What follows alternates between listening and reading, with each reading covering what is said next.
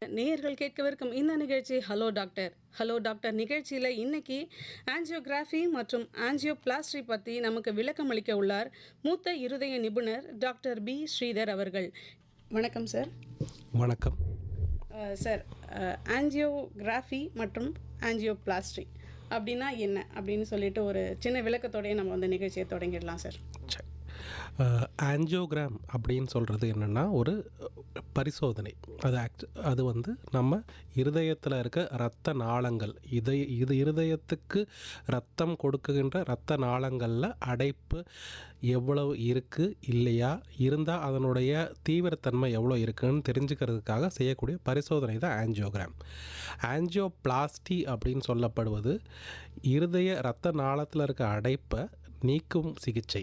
அதில் முக்கால்வாசி நேரம் நம்ம ஒரு ஸ்டென்ட் எனப்படும் கருவியை பொருத்தி இரத்த அடைப்பை நீக்கி இரத்த ஓட்டத்தை சீராக்கிற சிகிச்சைக்கு பேர் ஆஞ்சியோபிளாஸ்டி. சார், இப்போ வந்து ஃபஸ்ட்டு இப்போ ஆஞ்சியோகிராஃபி பற்றியே அப்படி தொடங்கிடலாம். அப்படின்னா ஒரு மார்பு வலி வருது, திடீர்னு மூச்சு திணறல் போல் ஒரு ஃபீல் இருக்குதுன்னு வச்சுக்கோங்களேன். எல்லாருமே ஃபஸ்ட்டு ஆஞ்சியோகிராஃப் தேவையா அப்படின்ற ஒரு குழப்பம் வரும் சார். உண்மையிலேயே இந்த பரிசோதனை எந்த நிலையில் நம்ம வந்து தொடங்கலாம் அப்படின்றத கொஞ்சம் விளக்குங்களேன். ஸோ இருதய இரத்த நாள அடைப்பு நமக்கு ரெண்டு வகையாக உடம்புல தெரியலாம். ஒன்று மாரடைப்பு, அதாவது ஹார்ட் அட்டாக் அப்படின்னு நம்ம சொல்லுவோம் ஆங்கிலத்தில். அதாவது மேஜர் இல்லை மைனர் ஹார்ட் அட்டாக், தீவிர அல்லது மற்ற வகையான மாரடைப்பு. ஸோ இந்த மாதிரியான மாரடைப்பு ஏற்பட்டால் அதற்கு ஆஞ்சியோகிராம் பரிசோதனை அவசியமாக பண்ண வேண்டும். இது இல்லாமல் ஒரு சில மக்களுக்கு வந்து தன்னுடைய அன்றாட வாழ்வியல் முறையில் நெஞ்சு வலி இல்லை அதீத மூச்சு திணறல் ஏற்படுறதுனாலையோ, இல்லை இருதயத்துடைய பம்பிங் கெப்பாசிட்டி, அதாவது இதயத்துடைய அந்த செயல்பாடு திறன் குறைஞ்சிருச்சு அப்படின்னு வேறு ஏதோ பரிசோதனை செய்யும்போது கண்டுபிடிச்சாலோ ஆஞ்சியோகிராம் பரிசோதனை சில சமயம் தேவைப்படலாம். Okay sir. இப்போ இந்த ஆஞ்சியோகிராஃப் பண்ணுறாங்க அப்படின்னா உடனே வந்து அதுக்கான மருந்து எடுத்துக்கிட்டே இருக்கணும், இல்லை தொடர்ச்சியாக இந்த சிகிச்சை வந்து தொடரும் அப்படின்ற ஒரு பயம் இருக்குது மக்கள்கிட்ட. அந்த பயத்துக்கான விளக்கம், அதாவது அந்த பயம் தேவையில்லையா தேவையா? ஆஞ்சியோகிராம் எந்த காரணத்துக்காக பண்ணுறோன்றதை பொறுத்து. இப்போது ஒரு நோயாளி இருக்கிறாங்க, அவங்களுக்கு மாரடைப்பு ஏற்பட்டிருக்கு அப்படின்னும் பொழுது அவங்களுக்கு நம்ம மாரடைப்புக்குரிய முதலுதவி சிகிச்சை கொடுத்ததுக்கப்புறமா ஆஞ்சியோ பரிசோதனை செய்யும் பொழுது அடைப்புகள் இருக்கக்கூடிய வாய்ப்புகள் அதிகம். அந்த மாதிரியான நோயாளிகளுக்கு நமக்கு மாத்திரைகள், மருந்துகள், ஸ்டென்ட் சிகிச்சை, சில சமயம் அறுவை சிகிச்சை, இது எல்லாமே தேவைப்படும். வாழ்நாள் முழுவதும் மாத்திரை எடுத்துக்க வேண்டிய அவசியம் ஏற்படலாம். சில சமயங்களில் நம்ம சந்தேகத்தின் பெயரில் ஆஞ்சியோகிராம் செய்யும் பொழுது ஆஞ்சியோகிராம் நார்மலாக வரக்கூடிய வாய்ப்புகள் உண்டு. அந்த மாதிரி இருக்கிறவங்களுக்கு வேறு எதுவும் இணை நோய்கள்னு சொல்லக்கூடிய சுகர், பிபி, கொலஸ்ட்ரால், அதீத உடல் பருமன், இந்த மாதிரி விஷயங்கள் எதுவும் இல்லைன்னா மாத்திரை இல்லாமையும் இருக்க முடியும். Okay sir. இப்போ வந்து ஆஞ்சியோகிராஃபின்றது ஒரு பரிசோதனை அப்படின்னு சொல்லிட்டீங்க. இந்த பரிசோதனையை தொடர்ந்து சிகிச்சை இருக்குமா, இல்லை இந்த பரிசோதனையிலே சிகிச்சை இருக்குமா? இது சிகிச்சையா பரிசோதனையா, கொஞ்சம் விளக்கம் தாங்க. ஆஞ்சியோகிராம்ங்கிறது ஒரு பரிசோதனை தான். ஸோ ஒரு நோயாளிக்கு நம்ம ஆஞ்சியோகிராம் செய்யும் பொழுது முதல் என்ன பண்ணுவோம்னா, இதயத்தில் இருக்கிற இரத்த குழாய்கள், இயற்கை அமைப்பு பார்த்திங்கன்னா உடலில் இதயத்துக்கு 3 இரத்த குழாய்கள் தான் ஜென்ரலாக, வலது பக்கம் 1ம் இடது பக்கம் 2ம் இருக்கும். இந்த இரத்த குழாய்களில் அடைப்பு இருக்கான்னு நம்ம முதல் கட்டமாக நம்ம அதற்குள்ள ஒரு சாயம் கொடுத்து அதை நம்ம பார்ப்போம். இதுக்கு பேர் தான் ஆஞ்சியோகிராம். இதோட ஆஞ்சியோகிராம் முடிஞ்சிடும். ஆஞ்சியோகிராம் முடித்த பிறகு இன்கேஸ் அடைப்புகள் ஒரே ஒரு இரத்த குழாயில் ரொம்ப ஒரு குறிப்பிட்ட சிறிய அளவான அடைப்பு ஒரு பகுதியில் மட்டும் இருக்குது அப்படின்னா, அதே ஆஞ்சியோகிராம் முடித்த கையோட அடுத்த ஒரு 10-15 நிமிடத்திலேயே அந்த அடைப்பு நீக்கி ஸ்டென்ட் பொறுத்த வாய்ப்புகள் உண்டு. அந்த மாதிரி பண்ணுறது தான் ஆஞ்சியோபிளாஸ்டி. உடனடியாக பண்ண முடியும். சில அடைப்புகளுக்கு நம்ம அப்படி உடனடியாக பண்ண முடியாது. அதற்குரிய தேவையான உபகரணங்களை ரெடி பண்ணி, பிரத்யேக உபகரணங்கள் தேவைப்படும். இல்லை நீளமான ஸ்டென்ட் குழாய்கள் வைக்க வேண்டியது இருக்கும். சில பேருக்கு பைபாஸ் ஆப்ரேஷன் பண்ண வேண்டியது இருக்கும். அப்போ அந்த மாதிரியான சூழ்நிலை இருக்கும்போது வெறும் ஆஞ்சியோகிராமோட நம்ம நிறுத்திப்போம். ஸோ ஆஞ்சியோகிராம் கூட ஆஞ்சியோபிளாஸ்டி செய்ய முடியும். பட் இது ரெண்டும் வெவ்வேறு. இப்போ ஆஞ்சியோகிராம்லேயே வந்து பார்த்திங்கன்னா ரேடியல், ஃபார்மல், அதாவது கை வழி ஒன்று, துடை வழி ஒன்று. Okay sir. இதில் வந்து எந்த நோயாளிகளுக்கு இது வித்தியாசப்படும்? இது என்ன வகையான வித்தியாசம் சார்? சமீப காலத்தில் நம்ம ஆஞ்சியோகிராம் கை வழியே தான் செய்வது ரொம்ப ப்ரிஃபர் பண்ணுறோம். அதாவது ஏன் அப்படின்னு பார்த்தா, கை வழியாக இருக்கிற ரத்த குழாய் வந்து சிறிய ரத்த குழாய் இருக்கிற காரணத்தினால அது ஆஞ்சியோகிராம் சிகிச்சையோ இல்லை ஆஞ்சியோகிராம் பரிசோதனை முடிஞ்சதுக்கப்புறம் இல்லை ஒரு வேளை ஆஞ்சியோபிளாஸ்டி தேவைப்பட்டாலும் அது கை வழியாகவே செய்ய முடியும். அப்படி செய்யும் பொழுது நோயாளிக்கு இருக்கக்கூடிய இந்த சிகிச்சை முடிஞ்சு சீக்கிரமாக நடக்கிறது, சீக்கிரமாக தன்னுடைய வேலைகளை செய்கிறது, சீக்கிரமாக அவங்க ரெக்கவர் ஆகிறது ரொம்ப வேகமாக இருக்கும் கை வழியாக செஞ்சால். ஆனால் சில நோயாளிகளுக்கு கை வழியே இருக்கிற இரத்த குழாய் வந்து சிறியதாக இருக்கலாம். சில சமயம் கை வழியாக இருக்கிற இரத்த குழாய்களில் சில வளைவுகள் மூலம் இருக்கிற காரணத்தினால நம்மளால் சரியான முறையில் இதயத்துடைய இரத்த குழாயை அணுக முடியாமல் இருக்கலாம். அப்படி அணுக முடியாமல் இருந்துச்சு அப்படின்னா தொடை வழியாக போக வேண்டியது இருக்குது. தொடை வழியாக பண்ணும்பொழுது பேஷண்ட் அட்லீஸ்ட் ஒரு 24 மணி நேரத்துக்கு எழுந்திரிச்சு நடக்க முடியாது. பெட்டிலே வந்து சில நேரங்கள் சிறுநீர் அந்த மாதிரி கழிக்க வேண்டிய பிரச்சனை வரலாம். சில சமயம் வந்து அதீதமான வலி வர வேண்டிய வாய்ப்பு உண்டு. ஸோ ஆனால் வேறு வழி இல்லை அப்படின்னா தொடை வழியாக போகும். ஆனால் இப்போ உள்ள சூழ்நிலையில் 90% எல்லா ஆஞ்சியோகிராமும் கை வழியாக மட்டுமே செய்யப்படும். ஹலோ டாக்டர் நிகழ்ச்சியில் ஆஞ்சியோகிராஃபி மற்றும் ஆஞ்சியோபிளாஸ்டி குறித்த விளக்கம் அளித்து கொண்டிருக்கிறார் மூத்த இருதய நிபுணர் டாக்டர் பி ஸ்ரீதர் அவர்கள். சார், கை வழி பண்ணுறது தொடை வழி பண்ணுற ஆஞ்சியோகிராஃபி பற்றி சொல்லிட்டு இருந்தீங்க. இப்போ வந்து தொடை வழி பண்ணும்போது அவங்களுக்கு வந்து கொஞ்சம் பெட் ரெஸ்ட் தேவைப்படுது. அப்போது கை வழி பண்ணும்பொழுது அவங்க எத்தனை நாளுக்குள்ளே அவங்களோட சாதாரண வேலைகளை தொடரலாம்? இல்லைனா அது அந்த கைக்கு ப்ரெஷர் கொடுக்கக்கூடாது, அப்படி ஏதாவது இருக்கா சார்? கை வழியாக பண்ணக்கூடிய ஆஞ்சியோகிராம் பரிசோதனை முடிஞ்சதுக்கப்புறமே பேஷண்ட்டால் தன்னுடைய வேலைகளை தானே செய்யக்கூடிய அளவுக்கு எழுந்துச்சு நடக்கலாம் முடியும். அந்த கையில் பண்ண இடத்துல வந்து கொஞ்சம் வீக்கம், சில சமயங்களில் ரத்த கசிவு ஏதாச்சும் இருக்க வாய்ப்பு உண்டு. அதனால் ஒரு 24 மணி நேரத்துக்கு அந்த இடத்துல ஒரு டைட்டான ஒரு பிளாஸ்டர் வச்சுருப்போம். அதுக்கப்புறம் அந்த பிளாஸ்டரை நீக்கினதுக்கப்புறம் யூஸ்வலாக வந்து அந்த இடத்துல திரும்ப ஏதாவது ரத்தம் கட்டுதா இல்லை ரத்த கசிவு எதாவது இருக்கான்னு பார்ப்போம். அதில் ஒன்றும் இல்லை அப்படின்னா அதுக்கப்புறம் பேஷண்ட் தன்னுடைய வேலை தானே செய்து கொள்ளலாம், அந்த கையை உபயோகிக்கலாம். சாதாரணமாக அந்த கையில் ஒரு சின்ன ஒரு பிளாஸ்டரோட பேஷண்ட் தன்னுடைய வேலை ஆஞ்சியோகிராம் முடிஞ்சதுக்கப்புறமே செய்ய முடியும். Okay sir. இப்போ வந்து ஆஞ்சியோகிராமில் யூஸ் பண்ணுற டை வந்து ஒரு வகையான டை யூஸ் பண்ணுறோன்னு சொன்னீங்க, அப்படி இல்லைங்களா? அது வந்து சிறுநீரகத்துக்கு தீங்கு தரும் அப்படின்றது உண்மையா? இல்லை யார் அந்த மாதிரியான ஆஞ்சியோகிராம் பண்ணதுக்கப்புறம் கவனமாக இருக்கணும் சார்? ஓகே. ஸோ ஆஞ்சியோகிராம் தையருக்கு நம்ம யூஸ் பண்ணுறக்கூடிய டை, அதாவது அந்த சாயம் நம்ம போடுறது சிறுநீரகத்தை பாதிக்கலாம் அப்படிங்கிறது உண்மை தான். ஆனால் நார்மலாக ஏற்கனவே சிறுநீரக ஃபங்க்ஷன், சிறுநீரகத்தோடைய செயல்பாடு நார்மலாக இருக்கக்கூடியவங்களுக்கு டை மூலமாக எந்த ஒரு பாதிப்பு ஏற்படுறதுடைய வாய்ப்பு மிக மிக மிக அரிது. இது முதல் விஷயம். அப்போ யாருக்கு ரிஸ்க் அல்லது வாய்ப்பு அதிகம் சிறுநீரக பாதிப்பு அப்படின்னா, ஏற்கனவே சிறுநீரக பாதிப்பு உடையவர்கள் ஒன்று. இன்னொன்று அதிகப்படியான சர்க்கரை கட்டுப்பாடு இல்லாத இருப்பவங்க. மூணாவது வயது மூப்பு கொஞ்சம் ஜாஸ்தியாக இருக்கிறவங்க. இந்த மாதிரியான அவங்களுக்கு சில நேரங்களில் அந்த சாயத்தின் மூலமாக சிறுநீரக பாதிப்பு ஏற்படக்கூடிய வாய்ப்பு உண்டு. ஸோ அதனால தான் நம்ம எப்பொழுதுமே ஆஞ்சியோகிராம் பண்ணும் பொழுது நாம் பண்ணுறதுக்கு முன்னாடி எல்லா நோயாளிகளுக்கும் சிறுநீரகத்துடைய செயல்பாடு சரியாக இருக்கா அப்படின்னு சொல்லக்கூடிய இரத்த பரிசோதனை செய்துட்டு தான் நம்ம ஆஞ்சியோகிராம் செய்வோம். Okay sir. ஓகே சார், அடுத்ததாக ஒரு கேள்வி அப்படின்னா, சுகர் பிபி இருக்கிறவங்க சார், இப்போது வந்து பண்ணுறதுக்கு முன்னாடி ஒரு சோதனை வந்து நீங்கள் பண்ணணும் அப்படின்னு சொன்னீங்க. சுகர் பிபி இருக்கிறவங்க இந்த பரிசோதனைக்கு எப்படி பாதுகாப்பாக செயல்படணும் சார்? சர்க்கரை நோயாளிகளை பொறுத்த வரையில் சர்க்கரை ஓரளவுக்காவது கட்டுப்பாட்டில் இருக்கிறது நல்லது ஆஞ்சியோ பரிசோதனை பண்ணுறதுக்கு முன்னாடி. பிபி இருக்கிறவங்களுக்கும் அதே இதுதான் பொருந்தும். பிபியும் நம்ம வந்து ஸ்ட்ரிக்டாக 130/80 கீழே இருக்கணும் அப்படின்னு எதிர்பார்க்க மாட்டோம். ஓரளவு கட்டுப்பாடாக இருக்கிறது நல்லது. பட் இது எல்லாமே வந்து அவசர சிகிச்சை தேவைப்படும் பொழுது இதை எதையுமே நம்ம பார்க்க முடியாது. அதை ஏற்றுக்கொண்டு தான் நம்ம சிகிச்சை செய்வோம்.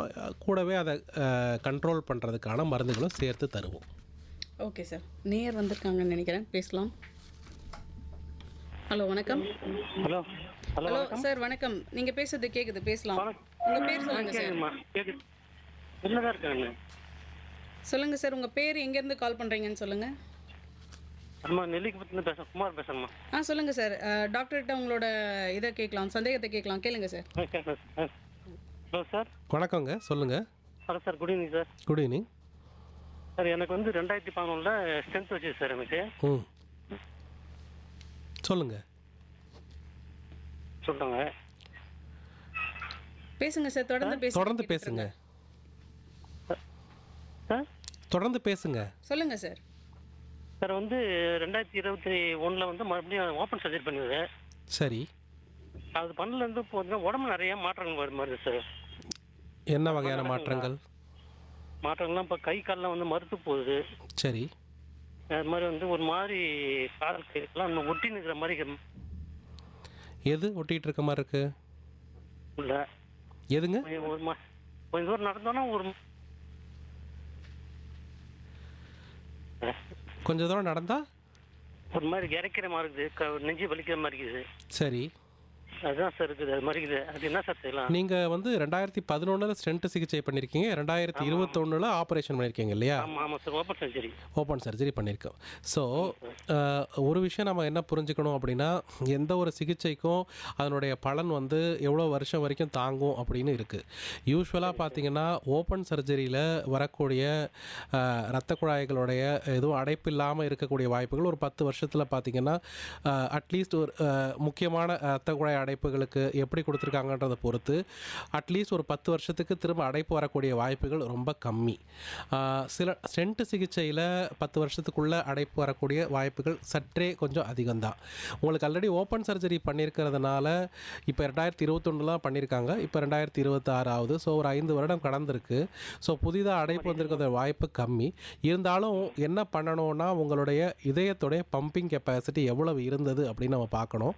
அதாவது ஆப்ரேஷனுக்கு முன்னாடி எவ்வளோ இருந்துச்சு, இப்போ ஆப்ரேஷனுக்கு அப்புறம், இப்போ ஆப்ரேஷன் பண்ணி அடுத்த வருஷம் எப்படி இருந்துச்சு, இப்போ எப்படி இருக்குது அப்படின்ற கம்பேர் பண்ணி பார்த்து ஒருவேளை இதயத்துடைய செயல்பாடு பம்பிங் கெப்பாசிட்டி கம்மியாக இருந்துச்சு அப்படின்னா அது ரொம்ப போதுமான அளவுக்கு இல்லாமல் ரொம்பவே கம்மியாக இருந்துச்சுன்னா, பம்பிங்லாம் நல்லா இருக்குன்னு சொன்னாங்க சார் டாக்டர். பம்பிங் நல்லா இருக்குது அப்படின்னா வந்துட்டு உங்களுக்கு இறைப்புக்கு வேறு ஏதாவது காரணம் இருக்கா அப்படின்னு முதல்ல பார்க்கணும். ஏன்னா எசென்ஷியலாக அடைப்பு ஏற்பட்டால் ஒன்று நெஞ்சு வலி ஏற்படணும், இல்லை இந்த மாதிரி அதீத மூச்சு திணறல் ஏற்படணும். அது இல்லாமல் ஆனால் உங்களுக்கு மூச்சு விட சிரமம் இருக்குது, ஆனால் வந்து பம்பிங் கெப்பாசிட்டி நல்லா இருக்குது அப்படின்னா வந்து வேறு காரணங்கள், அதாவது அதிகப்படியான பிபி இல்லை அதிகப்படியான சுகர். பிபி அதிகமாக இருக்குன்னா நம்ம அதை கட்டுப்படுத்துறதுக்குரிய மருந்துகள் கொடுக்கணும். ஏன்னா வந்து அதான் அதனுடைய மருந்துகளை கொஞ்சம் அதிகப்படுத்தி இல்லை தேவைப்பட்டால் 1-2 மருந்துகள் கூட சேர்த்து நம்ம பிபியை 130-80 கீழே கொண்டு வந்தால் இந்த மூச்சு விட தன்மை அதிகமாக வருது, அது எல்லாமே குறைக்க முடியும். 160 சார் எனக்கு இருக்குது. 160 கண்டிப்பாக குறைக்கணும் சார். நீங்கள் 130-80க்கு கீழே கொண்டு வரணும். அதே மாதிரி ஒரு ஆளுக்கு ஒரு மருந்து தேவைப்படும் அவசியம் இல்லை.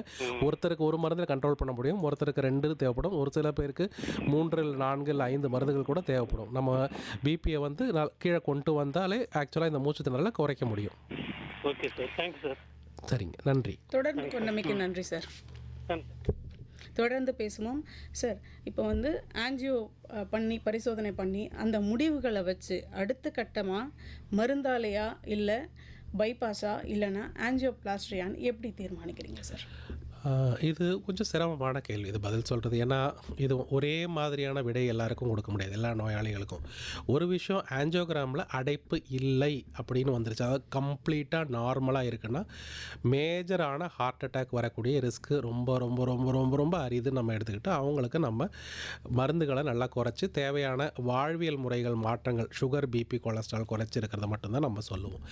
அதை தவிர அடைப்புகள் இருந்தால் யூஸ்வலாக அடைப்புகளை வந்து நம்ம வகைப்படுத்தும் பொழுது 70% மேலே இருக்கிற அடைப்புகளுக்கு அதீத முக்கியத்துவம் கொடுப்போம்.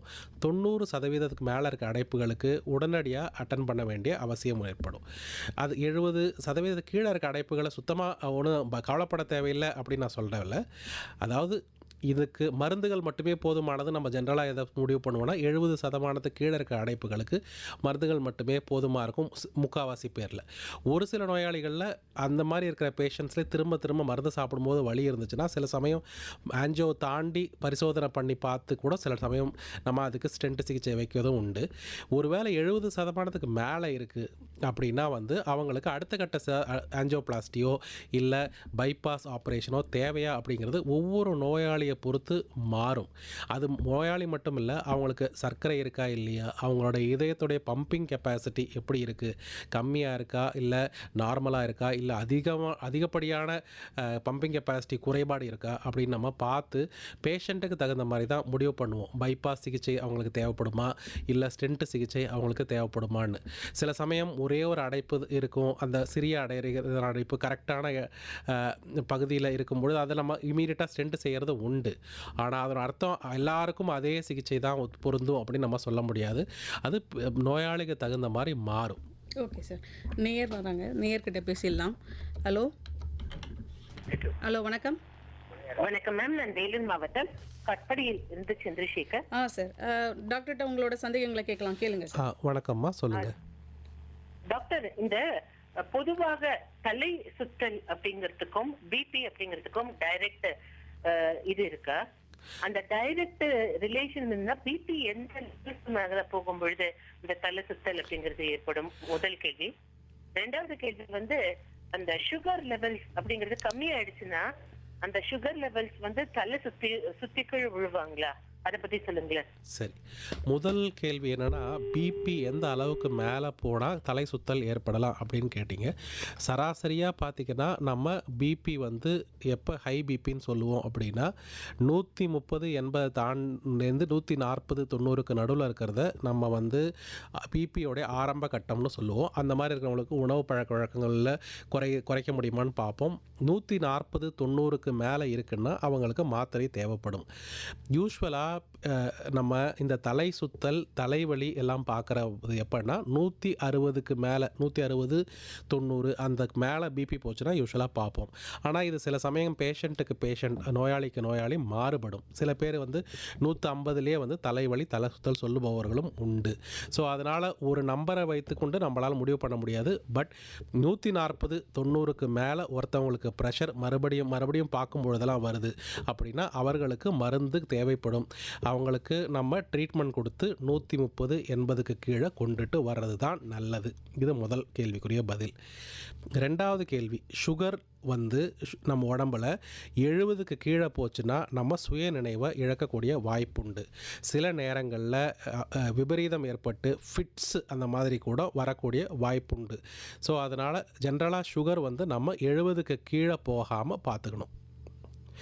அந்த 70க்கு கீழே போகும்பொழுது உடம்புடைய ஃபஸ்ட்டு யூஸ்வலாக உடம்புடைய ஒரு வீக்னஸ், அதாவது ஒரு அசதி, அதுலேருந்து ஆரம்பித்து மயக்கம், சில சமயம் சுயநினைவு இழப்பு, சில சமயம் ஃபிட்ஸு, ரொம்ப அரிதாக உயிரிழப்பு கூட ஏற்படலாம். ஸோ 70க்கு கீழே சுகர் போகாமல் பார்க்க வேண்டியது நம்மளுடைய பொறுப்பு.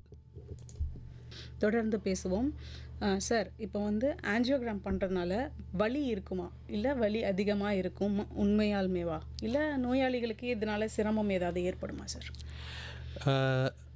ஒரு 90% 90% ஆஃப் த நோயாளிகளுக்கு ஆன்ஜியோகிராம் பண்ணும் பொழுது வலி ஏற்படக்கூடிய வாய்ப்பு ரொம்ப ரொம்ப ரொம்ப கம்மி. ஏன்னா ஆன்ஜியோகிராம் பண்ணும் பொழுது நம்ம கையில் வந்து மறுக்கிறதுக்கான, கை வழியாக பண்ணாலோ அல்ல தொடை வழியாக பண்ணாலோ எந்த இடத்துல பண்ண போகிறோமோ அந்த இடத்துல வலி இல்லாமல் இருக்கிறதுக்காக அதுக்குரிய மருந்து கொடுத்து பண்ணுவோம்.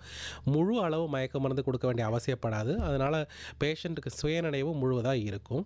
ஆன்ஜியோகிராம் பண்ணும்பொழுது நம்ம சாயத்தை செலுத்தி இதயத்துடைய இரத்த குழாயில் செலுத்தும் பொழுது 90% பீப்புளுக்கு வலி எதுவுமே தெரியாது. அவங்களுக்கு வந்து சாதாரணமாக தான் படுத்திருப்பாங்க. ஒரு சில பேருக்கு வலி ஏற்படக்கூடிய வாய்ப்புண்டு. அப்படி ஏற்பட்டால் அந்த வலியை நம்ம கட்டுப்படுத்துறதுக்கு அந்த நேரத்துக்குள்ளேயே நம்ம தேவையான மருந்துகளை இரத்த குழாய் மூலமாக செலுத்துவோம். சில பேருங்களுக்கு ஏதாவது ரொம்ப கெட்டியான டைட்டான அடைப்பு, ரொம்ப முக்கியமான பெரிய இரத்த தமனின்னு சொல்லுவோம், லெஃப்ட் மெயின்னு சொல்லுவோம், அந்த தமனிலே இரத்த குழாய் அடைப்பு இருக்கிறவங்களுக்கு ஆன்ஜியோகிராம் பண்ணும் பொழுது சில டைம் வலி ஏற்படும். அந்த மாதிரி வலி ஏற்பட்டால் நம்ம ஆஞ்சியோகிராம் பண்ணும் அந்த டியூப் வழியாகவே மருந்துகளை செலுத்தி அந்த வலியை நீக்குவோம். ஸோ ஆஞ்சியோகிராமில் 99.9% யூஸ்வலாக காம்ப்ளிகேஷன்ஸ், அதாவது பிரச்சனைகள் வரக்கூடிய வாய்ப்பு ரொம்ப ரொம்ப ரொம்ப கம்மி. ஓகே சார், நேர் வராங்க, அவர்கிட்ட பேசிடலாம். ஹலோ, வணக்கம். வணக்கம். நான் கடலூர் மாவட்டம் நெல்லை இப்போ ராஜேந்திரன். சொல்லுங்கள் சார். டாக்டர் உங்களோட சந்தேகங்களை கேட்கலாம். நைட்டில் யூரின் அதிகப்படியாக எழுந்திரிச்சு போக வேண்டியதாக இருக்குது. நான் ஆஞ்சியோ பண்ணி 15 வருஷம் ஆகுது. சரிங்க. உங்களுக்கு ஆஞ்சியோவில் ஏதாவது அடைப்பு இருந்துச்சா? அதன் காரணமாக ஏதாச்சும் ஸ்டென்ட்டோ இல்லை ஆப்ரேஷன் ஏதாவது பண்ணியிருக்கீங்களா? ஆப்ரேஷனில் ஆஞ்சியோ பண்ணிக்கிறாங்க, ஸ்டென்ட் வச்சுக்கிறாங்க. சரி. அது 15 அது மாத்திரை, மாத்திரை, சுகர் மாத்திரை, பிபி மாத்திரை போட்டுக்கிறேன். சரி. உங்களுடைய வயசு என்ன ஆகுது? சார் வயசு உங்கள் வயசு?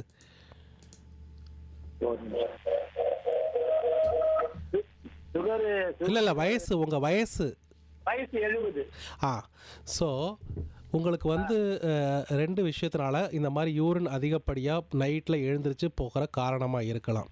முதல் விஷயம், ஏதாச்சும் நீர் மாத்திரை, உங்களுக்கு இதயத்துக்காக நீர் மாத்திரை ஏதாவது கொடுத்துருந்தாங்க அப்படின்னா அதை மதியத்துக்கு மேலே இல்லை சாயங்காலத்தில் நம்ம சாப்பிடும் பொழுது நைட்டில் அதிகப்படியான யூரின் போகலாம். இன்ஃபேக்ட் ஈவினிங், அதாவது நைட்டில் சாப்பிடும்போது ஆகலாம். அது ஒரு வாய்ப்பு இருக்குது.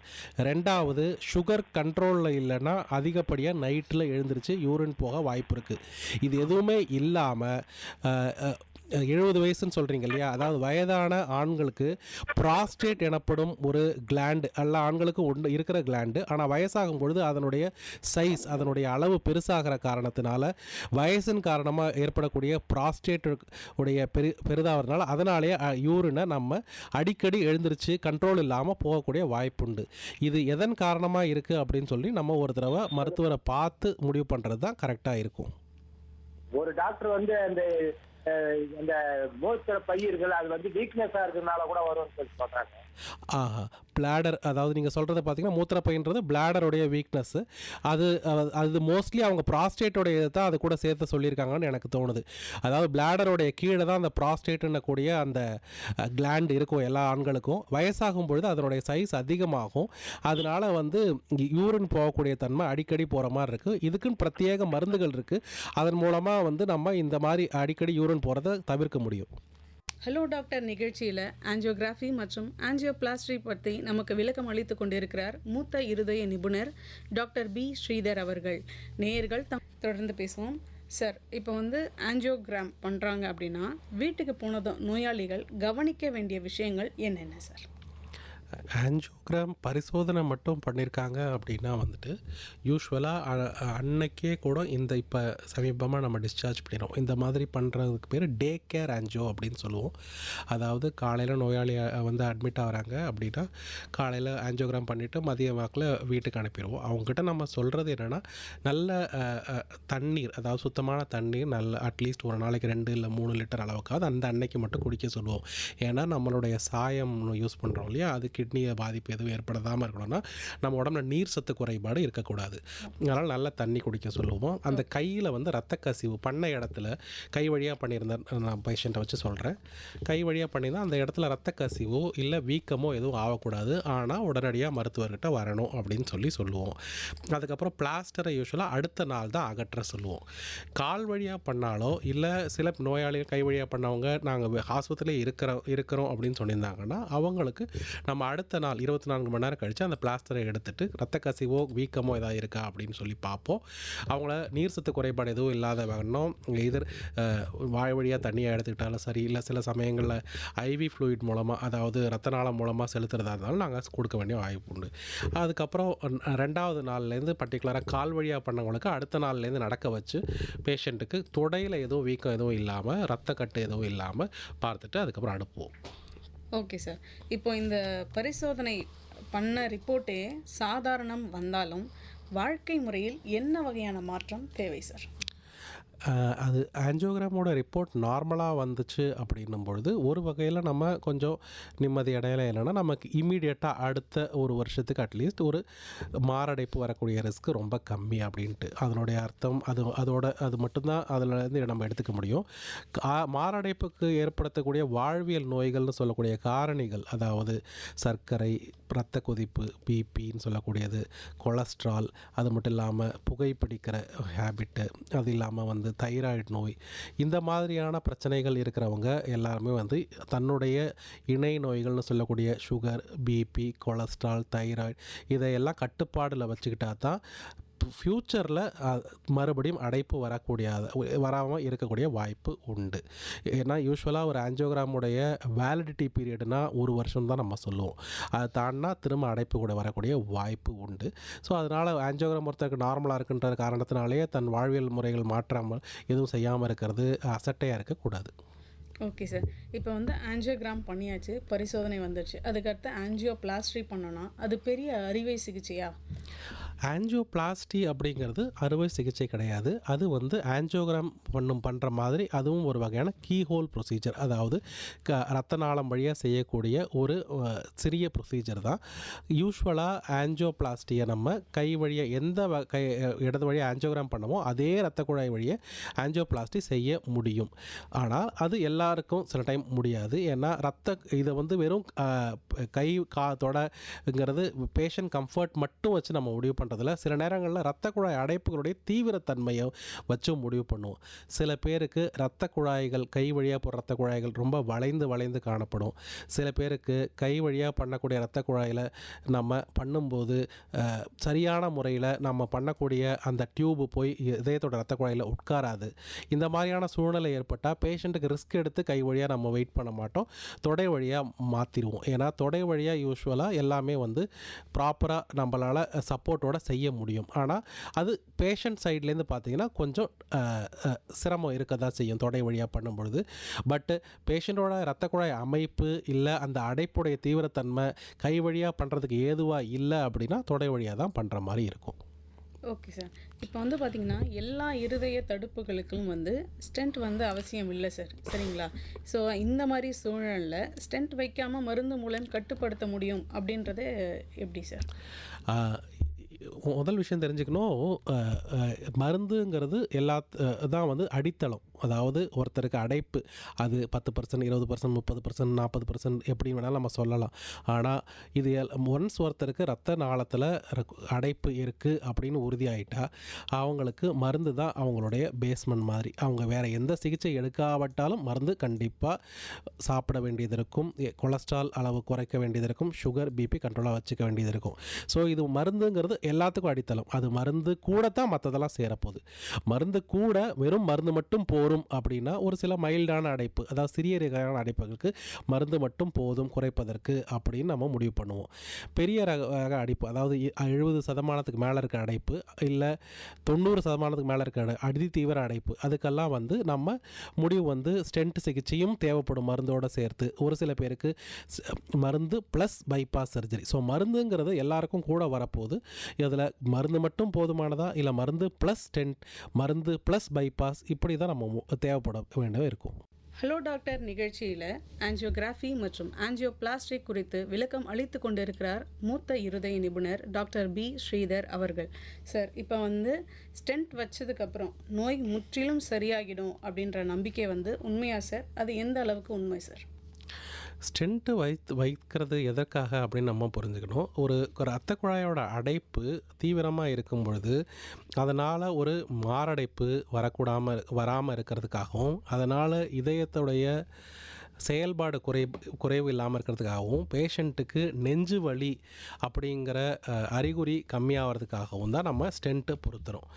ஸ்டென்ட்டு அப்படிங்கிறது இப்போ நம்ம யூஸ் பண்ணுற ஸ்டென்ட் எல்லாமே பார்த்திங்கன்னா ட்ரக் எலூட்டிங் ஸ்டென்ட், அதாவது மருந்து மற்றும் உலோகத்தாலான ஒரு குழாய். அந்த குழாய் நம்ம உடம்புக்குள்ளே பொருத்துறதோடு சரி, அதை நம்ம வெளியில் எடுக்க போகிறது கிடையாது. ஸோ அந்த குழாய் பொருத்துனதுக்கப்புறம் அதனுடைய பாதிப்புகள், அதற்குள்ளே அடைப்பு ஏற்படுறது, அதற்குள்ளே எந்த எந்த பிரச்சனையும் இல்லாமல் இருக்கும் அப்படின்றதுக்காகவே பிரத்யேகமான மருந்துகள் நம்ம சாப்பிட வேண்டியது இருக்கும். பர்டிகுலராக முதல் ஒரு ஆண்டுக்கு நம்ம மருந்துகளுடைய தீவிரத்தன்மை கொஞ்சம் அதிகமாக இருக்கும். அதற்கு ஏற்ற மாதிரி நம்ம மருத்துவர்கிட்ட க்ளோஸாக ஃபாலோ பண்ண வேண்டியது இருக்கும். 1 மாதம், 3 மாதம், 6 மாதம், 1 வருஷம். 1 வருஷம் முடிஞ்சதுக்கப்புறம் யூஸ்வலாக மருந்துகளோட அளவை நம்ம குறைத்துருவோம். ஏன்னா அதுக்கு ஸ்டென்ட்டுக்குள்ளே நம்ம ரத்த குழாய்க்குள்ளே சேரக்கூடிய அந்த டைம் பீரியட் முடிஞ்சிடும். அதனால் அதற்கப்புறம் மருந்துகளை நம்ம குறைத்து விடுவோம். ஆனால் நோய்க்குரிய காரணிகள்னு சொல்லக்கூடிய சுகர், பிபி, கொலஸ்ட்ராலு அது கண்டிப்பாக எடுக்க வேண்டியது இருக்கும் மருந்துகள். அது இல்லாமல் ஒரு குறைந்த டோஸில் இருதயத்துக்கும் சில மருந்துகள் நம்ம கொடுத்துட்டு தான் இருப்போம். Okay sir. இப்போ வந்து ஸ்டென்ட் வச்சதுக்கு அப்புறமும் மீண்டும் இருதய தடுப்பு வர்றதுக்கு வாய்ப்பு இருக்கா சார்? ஆமாம். ஏன்னா ஸ்டென்ட் வைக்கிறது அப்படிங்கிறது என்னென்னா, ஒரு குறிப்பிட்ட பகுதி ரத்த குழாயோடைய ஓவரால் லென்த்து பார்த்திங்கன்னா ஒரு ரத்த குழாய் 10 சென்டிமீட்டர் இருக்கும். நம்ம ஸ்டென்ட்டை ஒரு 2 சென்டிமீட்டர் 3 சென்டிமீட்டர் அதுக்கு அடைப்பு இருக்கிற பகுதியில் மட்டும் வைத்திருப்போம். நாளைக்கு பேஷண்ட்டுக்கு வேறு இடத்துல அடைப்பு வரலாம். ஸோ அடைப்பு வரதுக்குரிய காரணிகளை சரி பண்ணணும். வெறும் ஸ்டென்ட் பொருத்துவதால் மட்டும் எல்லா விஷயமும் சால்வ் ஆகிடாது. ஸ்டென்ட்டு வச்சுருக்கிறது பேஷண்ட்டுக்கு அப்போதைக்கு நெஞ்சு வலி ஏற்படாமல் இருக்கிறதுக்கு, ஹார்ட் அட்டாக் ஏற்படாமல் இருக்கிறதுக்கு, இதய செயல்பாடு குறையாமல் இருக்கிறதுக்கு. ஆனால் நாளைக்கு அதே பேஷண்ட்டுக்கு அதே ரத்த குழாயில் வேறு பகுதியிலையோ இல்லை வேறு ரத்த குழாயிலையோ அடைப்பு ஏற்படக்கூடிய வாய்ப்பு இருக்கலாம். அதுக்கு என்ன காரணங்கள், அதாவது சுகர், பிபி, கொலஸ்ட்ரால், புகைப்பிடிக்கும், இந்த மாதிரியான விஷயங்கள், தைராய்டு, இந்த மாதிரியான விஷயங்களை காரணங்களை கண்ட்ரோலில் வச்சுக்கிட்டா தான் நம்மளால் திரும்ப பிரச்சனை இல்லாமல் வாழ்க்கையை ஓட்ட முடியும். Okay sir. இப்போ வந்து ஒரு தடவை ஸ்டென்ட் வச்சோன்னா ஆயில் முழுவதும் வந்து அவங்க மருந்து எடுத்துக்கணும் அப்படிங்கிறது எல்லாருக்குமே பொருந்துமா சார்? கிட்டத்தட்ட எல்லாருக்கும் பொருந்தும் தான். ஆயில் முழுவதும் மருந்து எடுத்துக்கணும். மருந்தோட அளவு வேண்டாம் குறையுமே தவிர மருந்து சுத்தமாக இல்லாமல் இருக்கும் அப்படிங்கிற தன்மை ஏற்படுறது வாய்ப்பு ரொம்ப கம்மி தான். Okay sir. இப்போ வந்து ஆஞ்சியோபிளாஸ்டி, அதனால தான் நான் ஒரு நிமிஷம், அதனால தான் நான் முதல்ல சொன்னேன், ஸ்டென்ட்டுங்கிறது அடெண்டம், ஆடிங் தெரப்பி தான். மருந்து தான் பேஸ்மெண்ட். மருந்து எல்லாரும் எப்படியா இருந்தாலும் ஒருத்தருக்கு இருதய அடைப்பு இல்லை ஹார்ட் அட்டாக் ஏற்பட்டுட்டால் நம்ம மருந்துகள் லைஃப் லாங் கொடுக்க தான் போகிறோம். அதை கூட ஸ்டென்ட் தேவையா, அதை கூட பைபாஸ் தேவையானு தான் முடிவு பண்ணுறோமே தவிர மருந்து இல்லாமல் இருக்க முடியாது ஒருத்தருக்கு ஒன்ஸ் ஹார்ட்டுடைய பிரச்சனை ஸ்டார்ட் ஆகிடுச்சுன்னா. Okay sir. இப்போ வந்து வயது முதிர்ந்தவர்கள், இளம் வயதினர், இவங்க 2 பேருக்குமான இந்த சிகிச்சை எந்த அளவுக்கு மாறுபடும் சார்? இளம் வயதினரில் உங்களுக்கு அடைப்புகளுடைய தன்மை ஜென்ரலாக பார்த்திங்கன்னா ஒரு இரத்த குழாயில் மட்டும்தான் இருக்கும். அது இல்லாமல் அடைப்பில் நிறைய இந்த இரத்த சகதின்னு சொல்லக்கூடிய த்ராம்பஸ் அதிகமாக இருக்கும். ஸோ அவங்களுக்கு நீங்கள் ஸ்டென்ட் சிகிச்சை அளிக்கும் பொழுது ஒரு சில பிரத்யேக டிவைசஸ், அதற்குரிய கருவிகள் யூஸ் பண்ணி சில டைம் ரத்த ஓட்டத்தை கொண்டு வர வேண்டியது இருக்கும். இதே வயதானவர்களில் பார்த்திங்கன்னா வயதானவர்களுக்கு கொஞ்சம் கால்சியம் அப்படின்னு சொல்லக்கூடிய அடைப்புகள் ரொம்ப கெட்டியாகவும் ரொம்ப நீளமாகவும் இருக்கும். ஸோ அவங்களுக்கு அதை நீக்கிறதுக்காக பிரத்யேக டிவைசஸ் தேவைப்படலாம் இந்த ஆஞ்சியோபிளாஸ்டி செஞ்சு ஸ்டென்ட் பொறுத்துறதுக்கு. Okay sir. இப்போ இந்த சிகிச்சைக்கு பிறகு உணவு, உடற்பயிற்சி, மனநிலை அதே பார்த்திங்கன்னா இப்போ இளம் வயதினருக்கு வேறு மாதிரி இருக்கும், நோயாளி வயது முதிர்ந்தோருக்கு வேறு மாதிரி இருக்கும் சார். எந்த வகையான மாற்றங்கள் தேவை சார்? இல்லை, அந்த மாதிரி பெரிய வித்தியாசம் கிடையாது. சிகிச்சை முறையில் இளம் வயதினராக இருந்தாலும் வயதானவங்க 2 பேருக்குமே நம்ம காரணிகள் சரி பண்ணுறது. அதாவது நம்ம என்ன சொல்லுவோம்னா, ஒன்ஸ் ஒருத்தருக்கு இந்த மாதிரி அடைப்பு ஏற்பட்டால் நம்ம ஒரு சில எண்களை, ஒரு சில விஷயங்களை ஒரு சில நம்பருக்கு கீழே தான் வச்சுருக்கணும். அதாவது பிபி அப்படின்னு சொல்கிறது 130 80க்கு கீழே இருக்கணும். சர்க்கரை வெறும் வயிற்றில் 125 கீழே இருக்கணும். சாப்பிட்டதுக்கு அப்புறம் 200க்கு 2 மணி நேரம் கழித்து 200க்கு கீழே இருக்கணும். 3 மாதம் ஆவரேஜ் 7க்கு கீழே இருக்கணும். எல்டிஎல் கொலஸ்ட்ரால் எனப்படும் கெட்ட கொழுப்பு 70க்கு கீழே இருக்கணும். ஸோ இந்த மாதிரியான நம்பர்களை எல்லாம் நம்ம ரொம்ப பர்டிகுலராக கரெக்டாக வச்சுருக்க பார்ப்போம். பர்டிகுலராக அடைப்பு இருந்து சிகிச்சை வச்சுருக்கவங்களுக்கு. இதில் சில நேரங்களில் மருந்துகளுடைய சைடு எஃபெக்ட் சில நேரங்களில் முதிர்ந்தவங்களுக்கு சிரமமாக இருக்கலாம். அந்த மாதிரி இருக்கிறவங்களுக்கு மருந்துகளுடைய டோஸு சில சமயம் குறைக்க வாய்ப்பு உண்டு. அது இல்லாமல் மருந்துகள் சுத்தமாக பெரிய அளவு மாற்றங்கள் 2 பேருக்கும் இருக்காது. Okay sir. இப்போ ஸ்டென்ட் வச்சதுக்கப்புறம் எல்லாம் முடிஞ்சிருச்சு, இதுக்கப்புறம் எதுவும் பெருசாக பிரச்சனை இருக்காதுன்ற எண்ணம் தவறானதா? அது தவறு. அது முற்றிலும் தவறான எண்ணம். ஸ்டென்ட் வச்சதுக்கப்புறம் பிரச்சனை முடிஞ்சிடல. நாம் பிரச்சனையை வந்து இப்போதைக்கு ஆற போட்டிருக்கோம் அப்படின்னு தான் எடுத்துக்கலாம்.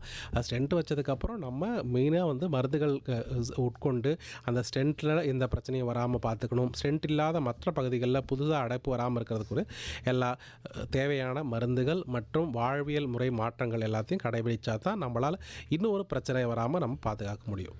சார், இப்போ இருக்கிற ஜென்ரேஷன் பார்த்தீங்கன்னா இளம் வயதினருக்கு இந்த இதய தடுப்பு வந்து அதிகரிச்சிருக்கு. ஸோ இதுக்கு வாழ்க்கை முறை எந்த அளவுக்கு காரணம், எந்த அளவுக்கு தவிர்க்கலாம் சார்? இளம் வயது ஹார்ட் அட்டாக் வந்து சமீப காலமாக ரொம்ப காமனாக இருக்குது.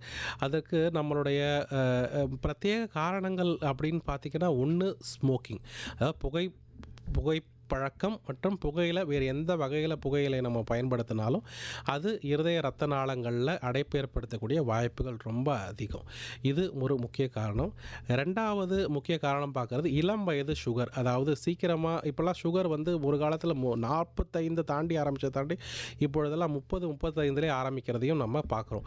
ஸோ அதுவும் வந்து இளம் வயது ஹார்ட் அட்டாக் ரொம்ப காரணமாக இருக்குது. இது இல்லாமல் மூணாவது ஸ்ட்ரெஸ், சரியான தூக்கமின்மை, சரியான வந்து உணவு உட்கொள்றதில்ல, மாறி மாறி சமயத்தில் உட்கொள்கிறது. முக்கால்வாசி உணவுகள் வந்து பேக்கரி சார்ந்த உணவுகள், இயற்கை உணவு இல்லாமல் முக்கால்வாசி ஃபாஸ்ட் ப்ராசஸ்டு ஃபுட்டுன்னு சொல்லுவோம். அதாவது அதிக அளவிலான உப்பு, அதிக அளவிலான சர்க்கரை இருக்கக்கூடிய பேக்கரி உணவுகள், வேகமாக செஞ்சு சாப்பிடக்கூடிய உணவுகள், இந்த மாதிரி விஷயங்கள்னால சீக்கிரமாக வந்து நமக்கு இதயத்தில் இரத்த குழாய் அடைப்பு வரக்கூடிய வாய்ப்பு அதிகமாக இருக்குது.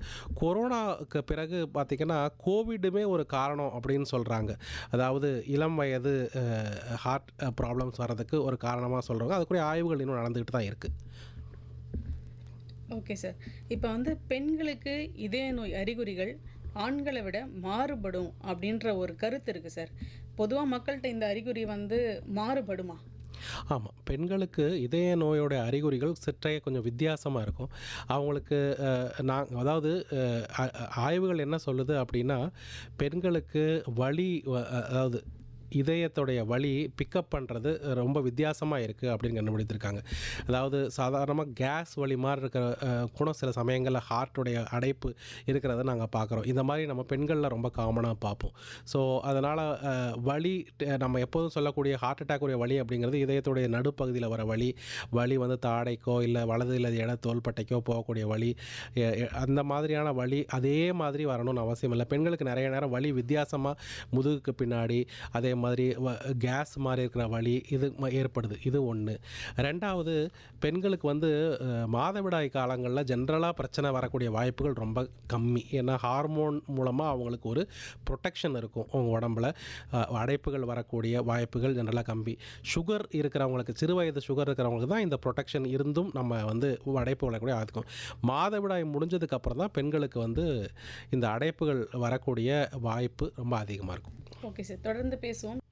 ஹலோ டாக்டர் நிகழ்ச்சியில் ஆஞ்சியோகிராஃபி மற்றும் ஆஞ்சியோபிளாஸ்டி கொடுத்து விளக்கம் அளித்து கொண்டிருக்கிறார் மூத்த இருதய நிபுணர் டாக்டர் பி ஸ்ரீதர் அவர்களுடன் தொடர்ந்து பேசுவோம்.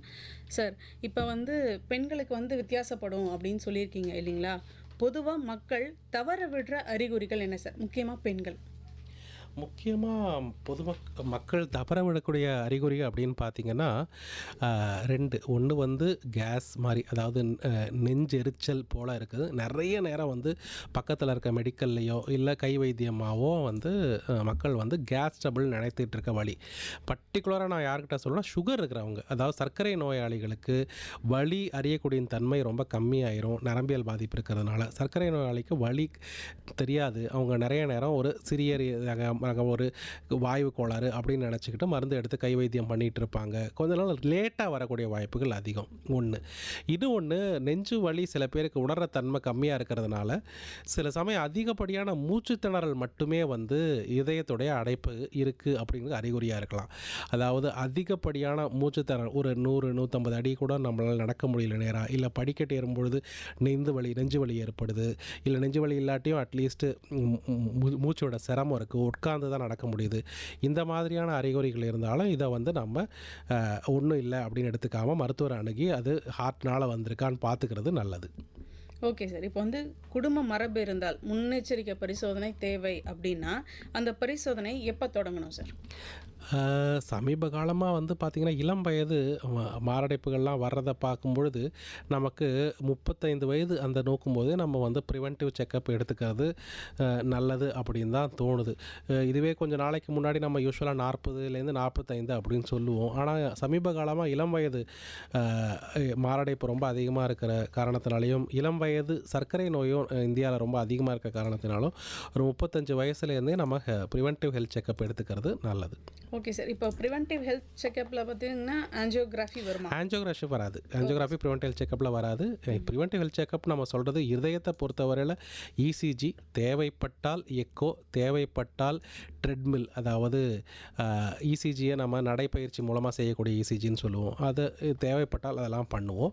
பேசிக்காக நம்ம பண்ணக்கூடியது இசிஜி பண்ணுவோம். அது இல்லாமல் நார்மலாக சொல்லக்கூடிய ரத்த பரிசோதனைகள்னு பார்த்திங்கன்னா ரத்தத்தில் சர்க்கரையோட அளவு, அதே மாதிரி கொழுப்போட அளவு, நம்மளுடைய கிட்னி ஃபங்க்ஷன், ரத்தம் ஹீமோகுளோபினோட அளவு, தைராய்டோட அளவு, இந்த மாதிரியான மினிமம் டெஸ்ட் மட்டும் நம்ம யூஸ்வலாக வருஷத்துக்கு ஒரு தடவை பார்த்துக்கிறது நல்லது.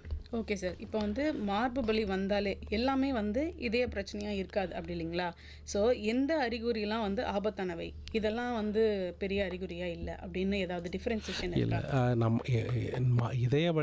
நெஞ்சு வலின்னு வந்துட்டாவே நம்ம அதை வந்து சாதாரணமாக எடுத்துக்க வேணாம் அப்படி தான் சொல்லுவோம். ஏன்னா நமக்கு டைம் இஸ் மசில் அப்படின்னு சொல்லுவோம். அதாவது இதயத்தில் நம்ம ஹார்ட் அட்டாக்கு பார்த்திங்கன்னா கோல்டன் ஹவர் அப்படின்னு சொல்லக்கூடிய ஹவர் அப்படின்னு பார்த்திங்கன்னா ஒரிஜினலாக 1 hour தான். ஆனால் அதை தாண்டி நம்ம இதயத்தை முழுசாக காப்பாற்றுறதுக்கு நமக்கு இருக்கக்கூடிய டைம் வந்து 12 மணி நேரம். ஸோ அதனால் இந்த 12 மணி நேரத்துக்கு கழித்து வர்றவங்களுக்கு நிறைய பேருக்கு இதயத்தில் நம்ம என்ன தான் சிகிச்சை அளித்தாலும் அங்கே கண்டிப்பாக ஒரு சிறிய அளவிலான பாதிப்பு இருக்க தான் செய்யும். ஸோ அதனால் எந்த வகையான நெஞ்சு வலியாக இருந்தாலும் ஒரு வித்தியாசமான வலி ஏற்படுது அப்படின்னா அதை வந்து நெக்லெக்ட் பண்ணாமல் நீங்கள் சாதாரணமாக பக்கத்தில் இருக்கிற ஒரு பொது மருத்துவர்கிட்ட காமிச்சு கூட இது இதய சம்மந்தமான பிரச்சனையாக இருக்குமான்னு பார்த்துக்கிறது நல்லது. நேராக மெடிக்கலில் போய் மருந்து வாங்கி போடுறதோ இல்லை கை வைத்தியம் பண்ணுறதோ கொஞ்சம் வேண்டாம் அப்படி தான் நாங்கள் சொல்கிறோம். சார், இப்போ வந்து ஆனால் இன்னும் சில மக்கள் வந்து நம்பிட்டு இருக்காங்க வீட்டு வைத்தியம் வந்து சப்போர்ட் பண்ணும், அப்படி இல்லைன்னா இப்போ கடையில் நார்மலாக வாங்குகிற டேப்லெட்டோ இல்லை ஏதோ ஒரு டானிக்கோ அதை குணப்படுத்தும் அப்படின்னு சொல்லி நம்புகிறாங்களே சார். இல்லை, இது வந்து கொஞ்சம் ஆபத்தான மனநிலை. இது அப்படி செய்ய முடியாது. ஏன்னா வந்து இதயத்தை சம்மந்தப்பட்ட வலி, அதாவது சில நேரங்கள் நம்ம வந்து லேட்டாக கண்டுபிடிச்சோம் அப்படின்னா வந்துட்டு பர்மனன்ட் டேமேஜ், அதாவது இதய பாதிப்பு வாழ்நாள் முழுவதும் இருக்கக்கூடிய வாய்ப்பு உண்டு. ஸோ அதனால் வந்து நம்ம அதை கண்டிப்பாக வந்து ஏற்றுக்க முடியாது. உங்களுக்கு வலி மறுபடியும் வருது ஒரே நாளில் ஒரு குறிப்பிட்ட அளவுக்கு மேலே நெஞ்சு பகுதி நடுப்பகுதியிலையோ இல்லை அந்த வலி வந்து தாடைக்கோ இல்லை வலதுப்பட்டை தோள்பட்டை இல்லை இடது தோள்பட்டை இல்லை வெறும் நெஞ்செரிச்சல் மாதிரி இருந்தால் கூட நம்ம நேரடி இதய ஸ்பெஷலிஸ்ட்டை தான் பார்க்கணுன்னு அவசியம் இல்லை. பக்கத்தில் இருக்கிற ஒரு பொது மருத்துவர்கிட்ட பார்த்து எனக்கு இந்த மாதிரி இருக்குதுன்னு சொல்லி காமிச்சு மருந்து இல்லை வைத்தியம் எடுத்துக்கிறது தான் நல்லது. Okay sir. இப்போ இந்த காலகட்டத்துக்கு உடற்பயிற்சி இல்லாமல் இதயத்திற்கு எவ்வளவு ஆபத்து சார்? உடற்பயிற்சி இல்லாமல் இதயத்துக்கு பொறுத்தவரையில் ஏன் வந்து பிரச்சனையாக இருக்குன்னா வெறும் உடல் பருமன் மட்டுமே காரணம் இல்லை. உடற்பயிற்சி மூலமாக நம்ம உடம்பில் இருக்கக்கூடிய ரத்தத்தில் கொலஸ்ட்ரால் கொழுப்போட அளவு குறையும், ப்ரெஷர் பிபியோட அளவை நம்மளால் குறைக்க முடியும். அது மட்டும் இல்லாமல் சர்க்கரை இது எல்லா அளவும் குறைக்க முடியும். உடல் அதிக அளவு பருமன் போடாமல் இருக்கிறதையும் நம்ம தவிர்க்க முடியும். ஸோ இது எல்லாமே வந்து இதயத்தில் இரத்த குழாய் அடைப்பு ஏற்படுத்தக்கூடிய காரணிகள் எல்லாத்தையும் கட்டுப்பாட்டுக்குள்ளே வைக்கிறதுனால உடற்பயிற்சி இதயத்துக்கு ரொம்பவே பயனுள்ளது அது. Okay sir. இப்போ இருக்கிற காலகட்டம் இப்படின்னு யோசிச்சிங்கன்னா சில பேர் பார்த்தீங்கன்னா ரொம்ப உடற்பயிற்சியும் செய்வாங்க, ப்ளஸ் மன அழுத்தத்திற்காக புகைப்பிடித்தலோ மதுபானங்களோ அருந்துவாங்க. உடற்பயிற்சியும் பண்ணிவிட்டு இந்த பழக்கமும் இருக்குது. இது இதயத்திற்கு எவ்வளவு ஆபத்தானது சார்? மதுப்பழக்கம் மற்றும் புகையிலை வந்து அறவே தவிர்க்கணும். ஏன்னா இது வந்து இதயத்துக்கு ஆபத்தான விஷயம். உடற்பயிற்சி ஜிம் டைப் ஆஃப் எக்ஸசைஸு ஆக்சுவலாக பண்ணுறது ஒரு ஆரோக்கியத்துக்கு நல்லது தான். பட் ஒரு சில சமயங்களில் வந்து அதிகப்படியான பளு வந்து உடம்பை கொடுத்தாலும் சில சமயங்களில் வந்து அதனுடைய ப்ராப்ளம்ஸ் சில பேருக்கு நம்ம பார்க்குறோம். ஸோ அதனால் அதாவது நம்ம எந்த அளவுக்கு நமக்கு ட்ரைனிங் தேவை அப்படிங்கிறத பார்க்கணும். உடல் எடை குறைக்கிறதுக்காக மட்டும்தான் நம்ம பண்ணுறோம் அப்படின்னா அதற்குரிய பயிற்சி மட்டும் எடுத்துக்கிறோம். இதை தாண்டி இந்த எக்ஸசைஸ் வெறுமனே நம்ம மசில் பில்டிங், அதாவது ஒரு பாக்ஸிங் இல்லை அந்த மாதிரியான அத்லெட்டிக் ஸ்போர்ட்ஸ் இந்த மாதிரியான விஷயத்துக்காக உடம்புல மசில் டெவலப் பண்ணி ஜிம் போகிறவங்க அவங்க ஒரு முறை இதயம் செக்கப் பண்ணிக்கிட்டு போகிறது தான் நல்லது. ஏன்னா சில பேருக்கு வந்து சடன் கார்டியக் டெத் அப்படின்னு சொல்லக்கூடிய அகால மரணங்கள் வந்து அதிகப்படியான உடற்பயிற்சி செஞ்சுட்டு இருக்கும்போது ஏற்படுறதை நம்ம கவனிக்கிறோம். ஸோ அதனால் ஸ்போர்ட்ஸ் அல்ல அத்லட்டிக் ஈவெண்ட்டில் பயன்படக்கூடிய அளவுக்கு உடற்பயிற்சி பண்ண போகிறாங்கன்னா அவங்க ஒரு தடவை இதய பரிசோதனை பண்ணிட்டு போகிறது நல்லது. இல்லைனா சாதாரணமான உடற்பயிற்சிகள் எல்லாமே, அதாவது ஒரு நாளைக்கு ஒரு பிரிஸ்க் வாக்கிங் ஒரு 20லேருந்து 30 நிமிஷம், அதுவே ஒரு போதுமான அளவு உடற்பயிற்சி. அதை தாண்டி மினிமல் எக்ஸசைஸ் கண்டிப்பாக உடம்புக்கு ஹெல்ப்ஃபுல்லாக இருக்கும். Okay sir. இப்போ வந்து கிட்டத்தட்ட நிறைவு பகுதி நெருங்கிட்டோம். 3 முக்கியமான பழக்கம் இது இதயத்தை பாதுகாக்கும் அப்படின்னா என்ன பழக்கத்தை எங்களுக்கு சஜஸ்ட் பண்ணுவீங்க சார்? ஒன்று வந்து நம்மளுடைய உணவு பழக்கம் தான் ஆப்வியஸாக. அதாவது நம்ம செய்யக்கூடிய வேலைக்கு ஏற்ற உணவு மட்டும் எடுத்துக்கணும். அதாவது நம்ம இப்போ செய்யக்கூடிய வேலைகள் நிறைய வந்து மெக்கானிக் டைப் ஆஃப் ஒர்க், அதாவது நிறைய கேட்ஜெட்ஸ் இருக்கிற காரணத்தினால அதை வச்சு தான் நம்ம வேலை செய்கிறோமே தவிர உடல் உழைப்பு நமக்கு கம்மியாயிடுச்சு. அதனால் முடிந்த அளவுக்கு நம்ம எடுக்கக்கூடிய உணவு அளவு, அதாவது உணவு கலோரிகள்னு சொல்லுவோம், அதனுடைய அளவை குறைக்கணும். இது ஒன்று. ரெண்டாவது, தேவையற்ற பழக்க வழக்கங்கள், பர்டிகுலராக புகைப்பழக்கம் அறவே வேணாம் அப்படின்னு சொல்லுவோம். மூணாவது, நிம்மதியான உறக்கம். அப்புறம் அதாவது தேவைப்பட்ட யோகா, இந்த மாதிரியான பயிற்சிகள் மூலமாக மன அமைதியை காக்கிறது நல்லது. Okay sir. இது வரைக்கும் நீங்கள் எங்களுக்கு ஆஞ்சியோகிராஃபி, ஆஞ்சியோபிளாஸ்டி மற்றும் இதய மேம்பாடு பற்றி எங்களுக்கு ரொம்ப தெளிவாக எடுத்து சொன்னீங்க. நேயர்களுக்கும் உங்களுடைய பதிலை கொடுத்ததுக்கு மிக்க நன்றி சார். நேயர்கள் இதுவரை கேட்டது ஹலோ டாக்டர் நிகழ்ச்சியில் ஆஞ்சியோகிராஃபி மற்றும் ஆஞ்சியோபிளாஸ்டி குறித்து விளக்கம் அளித்தவர் மூத்த இருதய நிபுணர் டாக்டர் பி. ஸ்ரீதர் அவர்கள். வாய்ப்பளித்த அகில இந்திய வானொலிக்கு நன்றி. நன்றி சார். நன்றி.